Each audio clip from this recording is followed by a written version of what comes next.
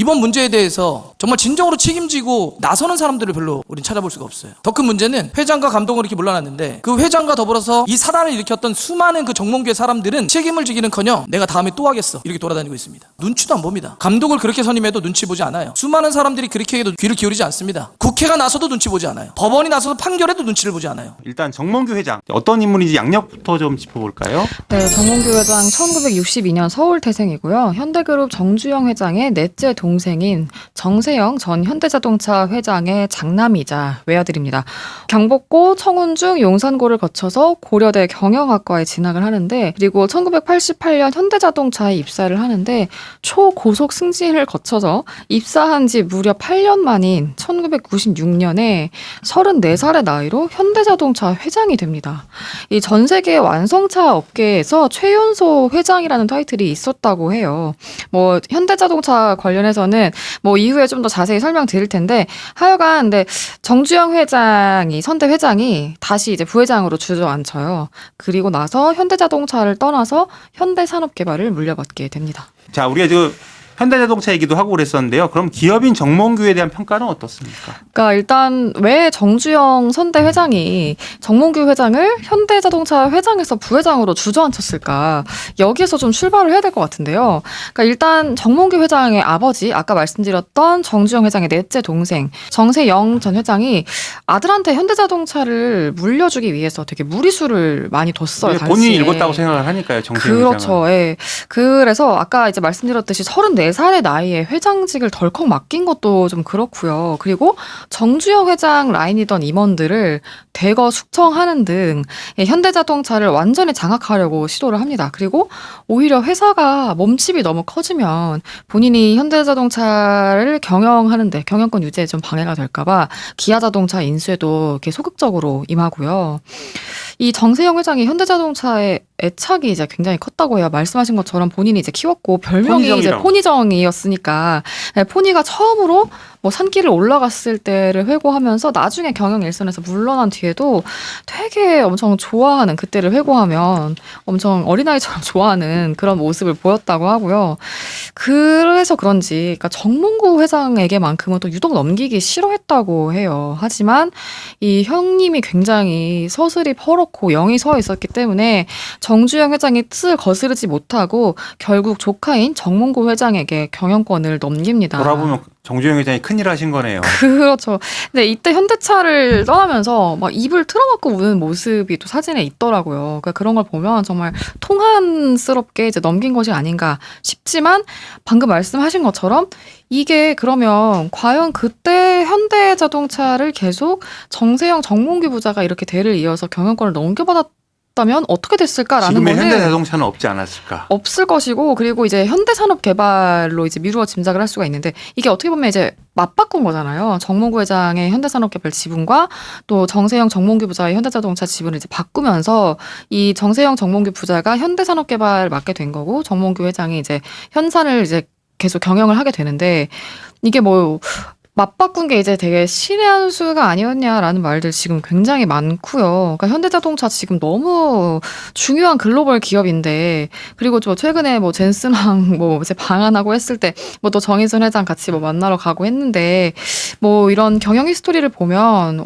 자칫하면 되게 이제 우리가 현대자동차를 지금 모습대로 가지고 있지는 않았을 수 있겠다. 뭐 이런 생각을 하는 게 좀 무리가 아니에요. 그렇게 그러니까 가슴을 쓸어내리시는 분들이 좀 있더라고요. 네, 맞습니다. 그러니까 이게 현대산업개발을 뭐 어떻게 경영을 해왔는지를 좀 보면, 그러니까 사실 원래 이게 경영권을 받을 때 이미 굉장히 굴지의 회사였었다고 해요.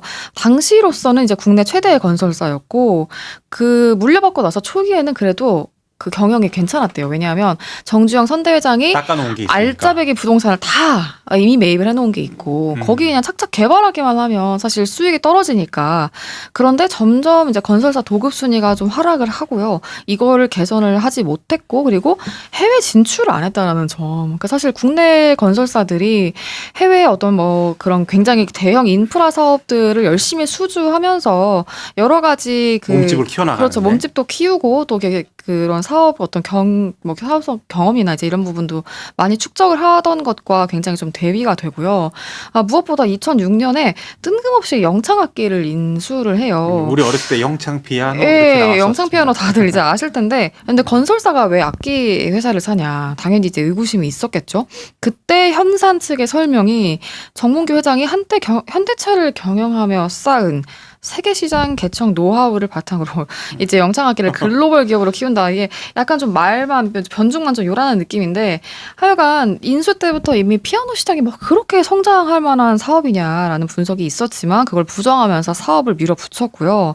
뭐 당연히 계속 적자가 나는 밑빠진 독이 됐습니다. 또 급기야는 이제 대리점 각 대리점에 이 영창 피아노 좀 고가로 팔아라라고 강요했다가 공정위에서 제재받고 과징금 부과 처분도 받았고요. 이 올해 4월 16일에 HDC 영창, 그러니까 이제 현산이랑 영창 이제 합친 그 회사 명이죠. 기업회생 절차를 신청을 했습니다. 한때 세계 피아노 시장 점유율 1위를 차지했던 영창 악기가 오히려 현대에 인수되면서 몰락한 사례다라는 평가를 받더라고요. 이게 네. 새로운 이거 준비하면서 저도 놀랐어요. 영창 히스토리를 아시고, 그렇죠.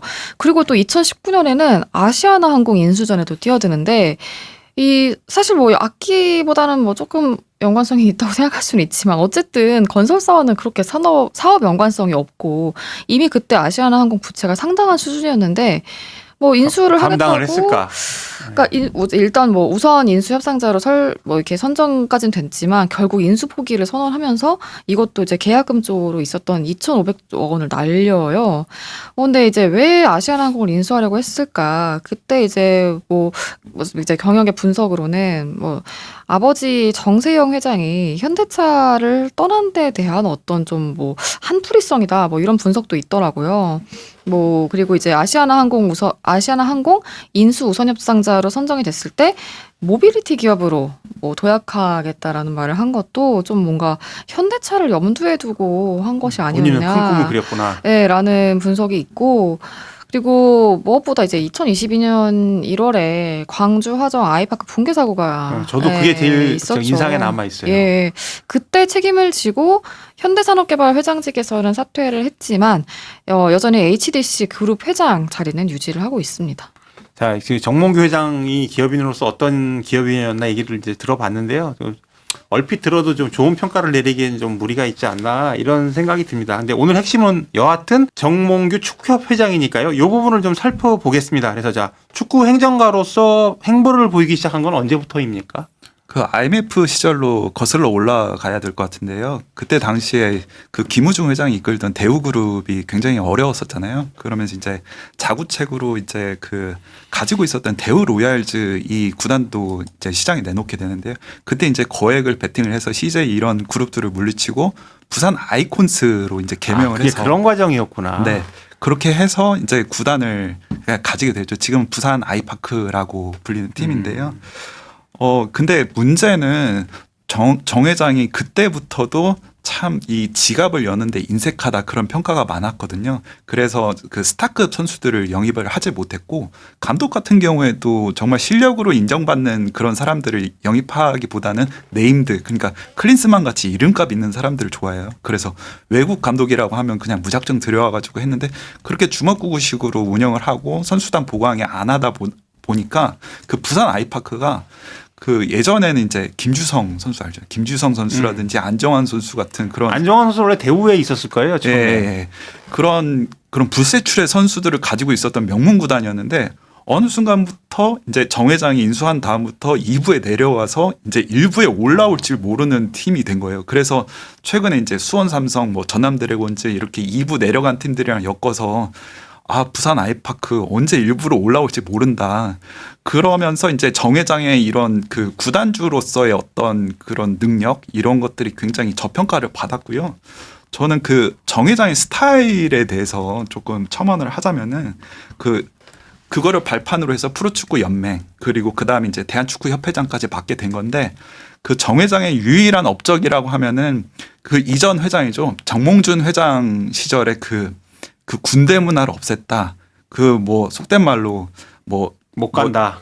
못 간다. 네. 막 그렇게 그렇게 막 유명했죠, 그거. 예, 위계설 강하고 강압적인 문화가 아니고 수평적인 문화를 만들어냈다 그런 평가를 받았는데 제가 봤을 때는 그거는 업적이라기보다는 그냥 비정상의 정상화를 한 것뿐이고 그리고 또 있는 그대로 또 나쁘게 말하자면은 기강이 해이해진 측면도 있다고 봐요. 예를 들어서 저는 그 카타르 아시안컵 때 있었으니까 그때 당시에 굉장히 안 좋은 성적을 내고도 직원들이 뭐 도박을 했다든지 그런 사건도 있었고 그리고 그 가장 큰 업보죠. 클린스만 감독 같은 경우에는 사상 초유의 해외 재택근무 이런 게 정몽준 회장 때 있었을까요? 저는 위약금도 네. 좀 어마어마하게 물어준 거 아니에요? 클리스만한테. 네, 그거는 돈도 날렸죠. 그래서 한간에는 이 일은 오히려 정몽준 회장 때 더 잘했었다. 정몽규 회장 들어서 약간 좀 기강도 해이해지고 좀 성과를 못 내는 거 아니냐 그런 평가들이 많이 어쨌든 나오죠. 2002년 한일 월드컵 때 우리가 4강에 올랐을 때 회장이 정몽준이니까 사실 정몽준 회장은 그것 때문에 대선 주자도 되고요. 저도 이제 들은 건 정몽준 회장이 이게 잠깐 하면 이제 국회의원 정몽준을 좀 봤으니까 근데 그 방에서도 그렇게 분위기를 잡으셔서 좀 무섭대요. 무서운데 대신 그걸 잘 따라주면은 확실하게 자리를 알아봐 준다. 그래서 어디로든지 보내준다. 이런 얘기가 좀 있었어요. 이건 이제 여담이고요. 여하튼 이게 이제 우리가 그 정몽규 회장 얘기를 하고 있는데 우리가 현대가 얘기까지 얘기가 넘어갔습니다. 근데 현대가에서 보면은 활발하게 체육계에 관여하고 있어요. 그래서 현장도 그렇고 그런데 지금 예컨대 뭐 대한양궁협회 이거는 정몽구 회장 그다음에 지금 정의선 회장 이렇게 대를 이어서 하고 있는데 국민들이 현대가에서 이제 정몽구 정의선은 뭐 평생 해라 이렇게 응원을 한다고 합니다. 이게 어떤 차이가 있는 거예요? 아까 이제 박규재 선배 말씀해 주셨지만 되게 지갑을 열었는데 인사 크다고 했잖아요. 그런데 이분들은 다르구나. 예, 그 정몽구 정의선 회장 그 대를 이어서 부자가 이렇게 양궁협회 회장을 하고 있는데 보면은 이제 굉장히 돈을 많이 투자했더라고요. 뭐 그리고 이제 경기에서 좋은 성적을 내면 포상금도 아주 확실하고 넉넉하게 챙겨주고요. 그리고 현대차그룹이 1985년부터 해서 40년 동안 양궁에 투자한 돈이 500억 원이라는 집계가 있더라고요. 그러니까 그리고 이제 아무래도 양궁은 또 개인 종목이다 보니까 이렇게 좀 협업이 중요한 축구와는 또 여러 가지 성과 측정이나 이런 부분에 있어서는 좀 차이도 있을 것 같고 그리고 사실 뭐 현대 일가가 그러니까 양궁뿐 아니라 그러니까 정몽준 전 회장 때부터 해서 축구에 좀 많이 투자를 한 거는 사실이잖아요. 그 축구협회가 다른 체육 종목 협회들에 비해서 재정 자립도도 비교적 높은 편이라고 하더라고요. 그런데 어쨌든 이렇게 그동안 범현대가에서 지금까지 계속 투자를 했음에도 불구하고 그 덕을 챙기기는커녕 지금 지탄을 받는 신세가 된 거는 결국 협회 운영상의 문제가 좀 큰 게 아닐까 이런 생각을 해봅니다. 그 뭐 저도 아주 공감을 하고요. 저도 하나 말씀을 드리면 제가 뭐 스포츠를 아는 게 없기 때문에 제가 아는 그냥 뒷얘기 중간중간에 잠깐씩 말씀드리는데 제가 아주 어렸을 때 그러니까 기자 생활 초기에 그 체육부에 잠시 있었거든요. 근데 그때 99년 9월에 그 남북 통일농구라는 걸 해요. 그게 뭐냐면 98년도인가 돌아가신 정주영 명예회장이 소떼방목을 하시고 당시 이제 그 김정일 국방위원장을 만나서 이제 합의를 한 게 뭐였냐면 남북 통일농구였어요. 그래서 99년 9월에는 평양에서 하고 12월엔 서울에서 했는데 제가 12월 서울에 그 현장에 있었습니다. 그래서 막내라 기사를 내가 쓴 건 아니고 가서 야, 현장 분위기 부르고 뭐라고 그러냐 전화로 보고하는 그런 입장이었는데 이제 체육관을 막 도는데 이제 돌아가신 정주영 회장께서 이렇게 앉아 계시는데 그때 무슨 생각을 했냐면 이미 좀 기력이 쇠하셔서 약간 좀 힘들어 보이신다. 그래서 약간 이렇게 꼿꼿하게 앉아 계시는데 좀 올해는 못 사실 것 같다는 약간 그런 좀 느낌을 받았었고요. 당시에 이제 북한에 굉장히 큰 선수 있었어요. 농구 선수 리명훈 선수라고 2m 35. 그 선수한테 이제 겁 없이 가서 물어봤죠. 어리니까 한국에 오신 기분이 어떠냐고 물어봤는데 대꾸를 안 하더라. 뭐 아무 말도 안 하고 앉아 있기가 뭐 해가지고 지금 얘기를 해봤습니다. 근데 그 정몽규 축구협회장이 2026년 월드컵 16강 가면 대표팀에 20억을 기부하겠다 했는데 실제로 이게 안 될 줄 알고 그랬을까요? 짜다고 했으니까. 그 앞서도 얘기를 했지만 정 회장이 이 지갑을 여는데 인색하다고 했잖아요. 분명히 사재는 아닐 것이다. 그 전에 협회장으로 있을 때도 뭐 현대산업개발 뭐 이런저런 기금으로 해가지고 돈을 냈었잖아요. 그래서 자기 돈을 쓰지는 않았구나. 네. 그래서 낸다고 해도 이번에 또 현대산업개발 끌어들이려나 이렇게 생각을 했었고. 그럼 직원들이 꼭 그렇게 뭐 분위기는 좀 유화적이라도 돈 지갑을 안 풀면 안 좋아할 수도 있을 것 같은데. 그거는 제가 잘 모르겠지만은 그래서 저는 그런 생각도 했었던 것 같아요. 뭐라고 해야 될까? 지금 뭐 추측성이긴 합니다만은 지금 이 대표팀 상황 가지고 봐서는 16강에는 못 갈 거다 이렇게 생각을 한 거 아닌가 이렇게 생각을 들어서 먼저 사퇴를 발표를 했잖아요. 대회 들어가기 직전에. 그러니까 그때 그런 생각을 했구나. 저는 그랬을 거라고 봐요. 그리고 그래서 그런 우스갯소리도 나오는데 예를 들어서 홍 감독이 지금 연봉이 20억이잖아요. 근데 만약에 협회에서 만류를 했는데도 자기가 나는 나가겠다 이렇게 하면은 이제 연봉을 반환을 해야 되는데 그럼 20억 지금 남은 기간 포함했을 때 한 절반 정도 남았으니까 10억 떨어지네?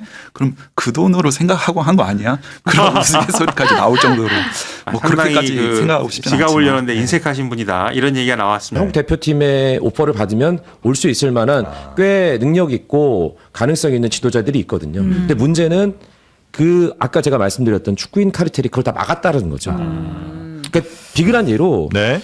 지금 K리그 1 12팀 있거든요. 네. 네. 외국인 감독이 몇 명인지 아세요? 12팀 가운데 네. 몇 명 정도 될 것 같아요? 10명. 정프로? 세 분 정도 되지 않을까요? 한 명입니다. 작년에도 한 명이었고요. 작년에 거스포엣, 올해는 제주 SKFC의 세르지오 코스타 한 명입니다. J리그가 1부 리그가 20개 팀이거든요. 네. 외국인 감독이 몇 명 정도 있을 것 같아요? 6명 봅니다. 20개 중에 네, 몇 명일까요? 13명. 13명? 15명. 9명인데요. 너무 크게 불렀네. 죄송합니다. 그러니까 이 중에는 허브가 큽니다. 뭐 스페인도 있고 그러니까 절반이 있고. 그 외국인 네, 감독이에요. 맞습니다. 네. 그리고 한 명은 조기재 감독이라고 그 제일 조선인 한국 사람입니다. 그러니까 뭐 9명 조기재 감독을 빼더라도 순수하게 이제 외국인 감독은 네. 아시아권 밖에 있는 감독이 8명이라는 거죠. 네네네. J리그는 93년에 출범을 했는데 초창기부터 선진 축구를 습득하기 위해서 훌륭한 외국인 지도자를 정말 많이 영입을 했습니다. 네네네. 그 시스템도 그렇고, 그러니까 협회도 외국인들의 노하우를 배우기 위해서 많은 사람들이 연수도 가고 외국 사람들 와서 자극도 받고. 아르센 벵거라는 감독이 있어요. 아르센 벵거 이름 들어봤는데. 아스널의 아스널에. 2003, 2004 무패 우승을 이끌었던 무패 감독인데, 우승. 근데 그 사람이 아스날에 있기 전에 네. J리그 감독을 했습니다. 어. 1990년대. 그래요. 페트코비치 감독, 뭐 수많은 훌륭한 감독들이 J리그를 거쳐갔는데, 네. 그러니까 제가 아까 축구인 카르텔이라고 말씀드리는 게 네. 여기서부터 문제라는 거죠. 그러니까 외국인 감독이 네. K리그도 그렇고 이제 우리나라의 어떤 그 지도자 문화에 자극이 좀 돼야 되는데, 물론 우리나라에도 외국인 감독이 없었던 건 아닙니다. 뭐 히팅크 감독도 있었고 벤투 감독도 있었고 클럽에도 예전에 뭐 제주를 이끌었던 뭐 그 SK를 이끌었던 이폼시 감독도 있었고 포획 감독 가장 가까이서 있었는데, 그러니까 그런 감독들이 오는 게 그러니까 일상화가 되고 그래서 그 자극이 이제 우리나라 축구를 좀 선순환시키는 그런 게 만들어져야 되는데, 그것이 어떤 거대한 장벽으로 가로막혀 있는 느낌이 들어요. 근데 근데 우리나라 그게 철저하게 일자리 카르텔이에요. 그러니까 그러니까 내 그렇죠. 자리를 그렇죠. 저는 내려놓을 수 그렇게 없다. 봅니다. 축구인들도 얘기하기 좀 쉽지 않겠네요 보니까. 뭐 어디 코치를 하건 어디 뭐 감독을 내가 꿈꾸고 있건 간에 축구협회 비판하고 지금 뭐 이 시스템 비판 잘못하면 찍혀갖고 얘는 못할 거 아니에요. 맞아요. 그럴 수 있죠. 예. 아 그러니까 다들 말 못하고 쉬쉬하다가 이제 이렇게 이제 문제가 터진 거예요. 카스트제도 아시죠? 카스트 알고 있죠. 예. 맨유 브라만, 브라만입니다. 카스트리아, 네. 바리사 슈드라. 네. 대한민국 축구에는 보이지 않는 완벽한 카스트제도가 존재합니다. 브라만 계급이 다 그냥 브라만 계급은 거기 2002 말고는 월드컵 안 돼. 세대죠. 아 그들이 그렇죠. 왜냐하면 축구인 카르텔에서 2002 세대는 완벽한 귀족이죠. 왕족이죠. 아 그래요. 예, 그렇죠. 그리고 나서 월드컵을 경험했던 국대, 월드컵을 경험하지 못했던 국대, 그리고 국가대표 그래요? 찍먹했던 사람, 그리고 K리그에서 스타 플레이어들, 국가대표 못했지만, 그리고 K리그를 뛰었던 사람, K리그조차 못 뛰었던 사람. 이게 층이 한 8개, 9개 존재하는데, 사실 이종효라는 인물이 최근 몇 년 동안 한국 축구에서 엄청난 아이콘이잖아요.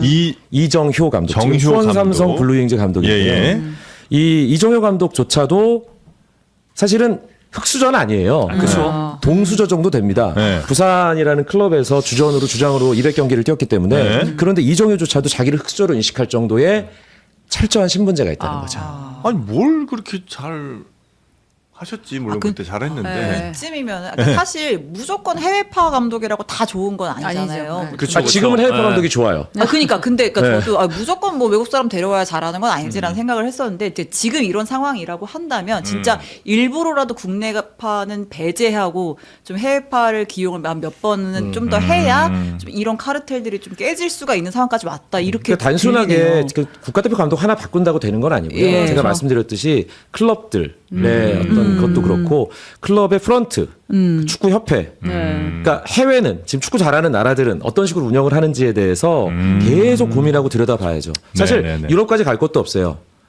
일본을 우리가 벤치마킹하면 됩니다. 이제 지금 축구에 대해서는 일본이 우리나라보다 정말 비교할 수 없을 정도로 앞서가고 있거든요. 축구만 그런가요? 예. 그러니까 근대 이후에 일본이 가장 잘한 두 가지를 저 개인적으로 주관적인 네네네. 의견입니다만 두 가지를 꼽으라면 메이지 유신하고 그러니까 근현대를 일본의 근대와 현대화를 만들었던 메이지 유신하고 지금의 축구예요. 그 정도예요. 축구가? 그럼요. 일본은 지난번에 우리가 얘기했잖아요. 분데스리가 뭐를 중심으로 해외파가 엄청나게 많고 독일 듀셀도르프에 이제 일본 축구 선수를 지원할 수 있는 센터를 만들었어요. 네. 그리고 일본의 느낌이시네요. J리그들은 이적료 많이 받지 않고도 네. 선수들을 계속 해외로 보냅니다. 그러니까 일본은 지금의 대표팀 같은 팀을 세 팀을 만들 수 있어요. 이거 지금 약간 간만 쓰면 김옥균 느낌이 좀 나요. 아니 저는 좀 너무 답답해요.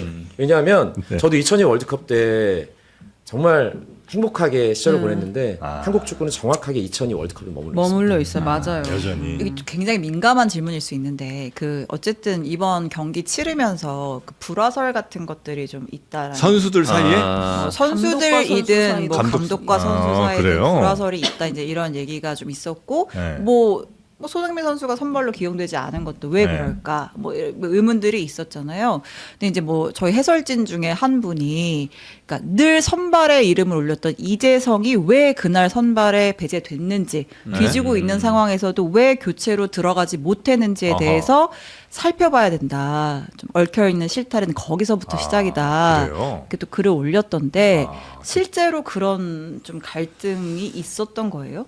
그러니까 이게 네. 불화설이라고 하면 되게 큰 것처럼 느껴지는데 사실 한 클럽이 시즌을 돌아보더라도 선수들 간의 마찰과 감독 간의 마찰은 있을 수밖에 밖에 없어요. 없죠. 왜냐하면 네. 생각들이 다들 다르기 때문에. 근데 그거를 서로 간의 대화를 통해서 주고받고 의견을 공유하면서 하나로 마무리만 되면 되거든요. 근데 사실 그런 작업들이 안 되는 것도 있을 뿐더러 우리 지난번에도 한번 그랬었지만 저는 이게 가장 큰 문제 중에 하나라고 생각하는 게 그 이강인 선수가 네. 탁구 이런 얘기가 나왔던 적이 있었잖아요. 아, 이거는 네. 내부에서 이야기를 전달하지 않은 이상 밖에 빠져나갈 수가 없는 거예요. 근데 자꾸 이슈로 덮으려고 하는 거고 그게 사실 제일 쉽거든요. 감독이 잘못했다기보다도 선수단의 불화가 있기 때문에 호흡이 잘 안 맞는다. 뭐가 자꾸 터진다. 이러면 시선이 그쪽으로 쏠릴 수밖에 없거든요. 그렇지. 그래서 약간 저는 이거를 면피용으로밖에 생각을 안 하고 이런 상황이 터질 때마다 자꾸 내부 이야기를 뭔가 끄집어내서 던지는 게 결국 누구일지 그리고 이게 어디서 분명 시작이 된 건지를 따지고 보면 뭔가 네. 구조적인 문제가 사실은 있는데 이거를 이제 드러나지 않게 하기 위해서는 자극적인 먹잇감 같은 거를 이제 대중들에게 던져주고 이런 그렇죠. 식으로 자꾸 넘어오고 피해오고 했다는 얘기처럼 들리네요. 그런 일들이 분명히 있었다라고 이제 보는 거죠. 알겠습니다. 이런 성동격서식의 네. 그 화제를 돌리는 네. 여기에 우리가 집중하면 안 되고 맞아요. 한국 축구가 왜 이 지경이 됐는지 네. 구조적인 문제에 좀 집중해야 된다라는 거죠. 제가 네, 축구 네, 카르텔을 말씀을 드렸는데 네. 어제 아까 말씀드렸잖아요. 네덜란드 모로코 경기를 중계를 하는데 네. 모로코가 이겼어요. 예. 모로코 감독이 진짜 신기한 사람입니다. 모로코 모하메드 우압이라는 사람인데 네. 1976년생이고 벨기에에서 태어난 모로코 벨기에 이중 국적자예요. 부모님이 모로코 사람이고. 네. 이 사람이 국가대표팀 감독이잖아요. 네. 축구를 안 했어요. 그럼 뭐 출신이에요? 그냥 교육학을 전공한 사람입니다. 그 축구 교육학을 전공을 한 축구 마니아예요. 86년 멕시코 월드컵 때 벨기에가 이제 4강에 가는 거를 보고 축구에 꽂혀가지고 자기는 축구 지도자가 되야겠다는 꿈을 가지고 20대 초반부터 유소년을 가르치기 시작합니다. 그래서 벨기에의 안덜레테라고 유명한 클럽이 있습니다. 거기에 유소년 팀을 오랫동안 지도를 하다가 그게 잘 됐어요. 모국이 모로코잖아요. 네. 거기서 성과를 냈죠. 모국이 모로코잖아요. 모로코의 연령별 대표팀 감독이 됩니다. 그리고 작년에 20세 이하 월드컵 아시죠? 2019년에 네. 이강인 네, 선수 네, 네, 네, 네. 폴란드 가서 준우승했던 그 대회. 작년에 모로코가 우승을 하는데 그 감독이 그 팀을 이끌었던 감독입니다. 그리고 올해 4월에 전 감독이 갑자기 이제 좀 국민들하고 협회하고 불화가 생기면서 갑자기 감독이 됐는데 모로코를 32강, 16강까지 이끌었어요. 야. 근데 그런 이력의 사람이 대한민국에서 대표팀은 고사하고 리그는 고사하고 학원 축구에서도 감독이 될 수 있을까요? 절대 없어요. 우리나라에서 무조건 선수 축구인들 사이에서 네. 저도 사실은 수많은 축구인들과 친한데 네. 축구인들 사이에서 뭔가 이제 자기의 소개를 하면 첫 질문이 뭔지 아세요? 첫 질문이 뭔지 아세요? 무슨 팀 소속이었어요? 너 공 어디서 찼어? 이거예요. 그러니까 축구를 안 하면 그냥 아예 들어올 수 없어요. 겸상을 못 하는 거예요. 근데 축구를 안 해도 정말 뛰어난 사람들 많거든요. 그렇죠. 그러니까 제가 이제 이정효라는 그 지금 뭐 네. 수원삼성 이끌고 있는 네네네. 감독이랑 네. 친분이 좀 있는데 친구인데 이정효 옆에 공을 안 찬 어마어마한 제갈량 같은 전략가가 있어요. 전략가가 있습니다. 박원교 분석 코치가 있는데 코치님이 그 박원교는 이정효에게 가감없이 모든 얘기를 해요. 선수 출신 아니지만. 선수 출신 아니에요. 예. 그리고 이정효는 그 얘기를 온전하게 다 듣습니다. 아, 내가 잘못 생각했구나. 근데 저는 이게 사실 뭐 이정효를 찬양하는 게 아니라 예. 리더가 가져야 될 가장 중요한 덕목은 내가 완벽하지 않다. 내가 틀렸을 수도 있다라는 전제예요.